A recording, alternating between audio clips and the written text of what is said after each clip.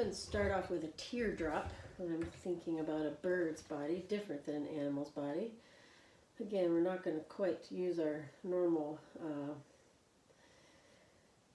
body head sort of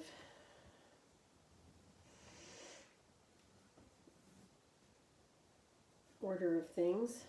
Right? So I'm just going to go ahead and make my teardrop of my proud eagle. I'm going to put this tree in here so I know where he's sitting.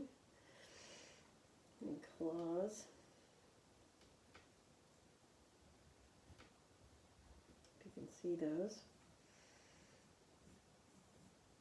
Okay, well I've got my teardrop shape, right? His wings are nice and closed. You can definitely see the feathers up here, a little scribbly, but also the individual feathers down here you're going to want to fill in. So let's go ahead and get his head. The bald eagle's got a very specific head. Let's see how many heads fit in his body. 1, 2, 3, 4, a little bit more. So here's his feet. Can't quite see them. These are feathers back here, probably even behind it. So 1, 2, 3, 4. All right, so his head's about this big. That's what I was thinking. It's very flat on top, actually. It's not as rounded. The bald eagle has that nice flat space. It really gives it a lot of personality. So we're going to add in the eye. You see this eyebrow right here, but it doesn't go that farther. All right. Again, it's got this long, you can see the top of its beak here, and you're going to go back. Okay? You can see always just following the line of the shape, just thinking about it. Now I'm drawing this guy pretty much true to size, but it's already a big, nice picture. I'm not trying to make it bigger. So I'm just going to look at this shape right here. How far it comes down. It's starting to look like a parakeet. An insult to a bald eagle, I guess. Get a little closer and see, what am I missing that's making him look like a parakeet? Well, number 1, I didn't do the bottom of the beak. Number 2, this is going to come out a little bit fatter. A little bit more strength, and then this is going to come way up higher. Kind of feathery back here, and not really so defined. Okay, there's my bald eagle. Great, and you'll definitely add feathers. I would color it in this light color brown and then go back over top with the dark color, just so you leave that edge. Otherwise, this edge is going to get hard to do. It's hard to make it light over dark. I've got these other pin feathers back here, going like this. All right, and then he's got these doesn't really, these feathers come down over his shoulders to erase that dark line. All right, you probably get a little bigger back here. Make him a little prouder. His tail goes way out of the picture. I'd have to look at another picture like that to see how his tail ends. This is obviously his wing here. And that big shoulder right there. Okay, then I would go and add my details. All right, the other bird we're talking about today is the Canada goose. So go ahead and turn this around. So this guy's also upright. But again, we've got our teardrop shape, even though he's in motion, or she, in motion. So the tail sort of goes past here, yeah?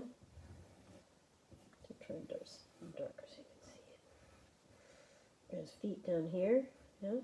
It's under the water, so it's hard. I'd have to look at a detail of the feet to get that right. Nice breath. So we come up here, and I'm really looking at this space right here. What does this space? It's hard to figure out this line without seeing this space. So what does this space look like? And is that far enough ahead? It looks a little bit, not that a goose couldn't look like that, but this one doesn't, right? Maybe even flatten that out a little bit. Yeah, is that a little bit better? Okay. Now I'm going to bring his chin down and his beak, which is pretty flat at the bottom. And then head up here. So we've got a round head, right? Just like here. Coming down. A big, strong neck. Okay, did I get that space right? I think I did it pretty close. I'm going to go and add my shading here, and I know where his eye is. Okay, come back around. All right, now we've got these big shoulders back here.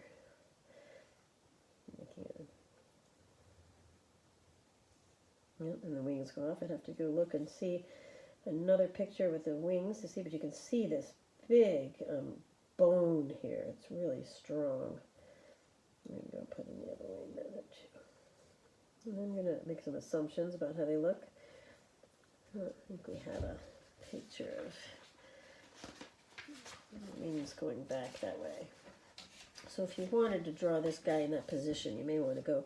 There are plenty of pictures of these birds in this position. All right. So if I wanted to make him more standing upright, I wouldn't bring this curve down as much. I would change that a little because he's upright here. These big feathers, this big tail, giving him a lot of ballast. This wing's coming behind. Okay. That big, strong bone. Okay, probably long pin feathers here. Right, and those are going to be behind, so they're going to be lighter, right? Everything in front's going to be darker, and the biggest way to give this a shadow to make it pop out, right? It comes around his body. I'm looking at this shape right here, trying to get that. All right. I'm going to bring this down a little bit. That look a little better. All right, we've got our goose started. Like I said, I would get another picture off the internet or in the book just to make sure that you've got these things and really make these feathers white. I would go ahead and add the dark ones in. And always, when you're doing white, leave the white of the paper. That's the important part. All right, there is our kind of goose.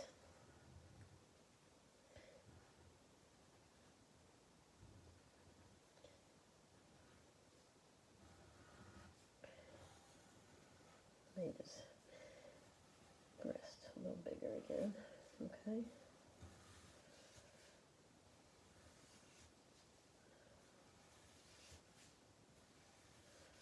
Okay. Feathers.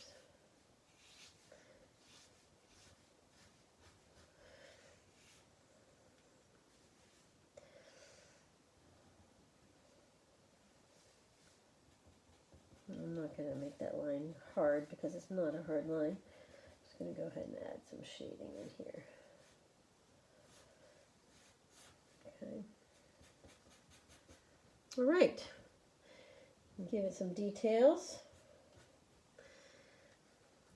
I would look up its feet too, because feet are so fun to draw. Okay, there we have it. There's our kind of bald eagle. Can't say I've ever drawn a bald eagle before, but it's only the first time.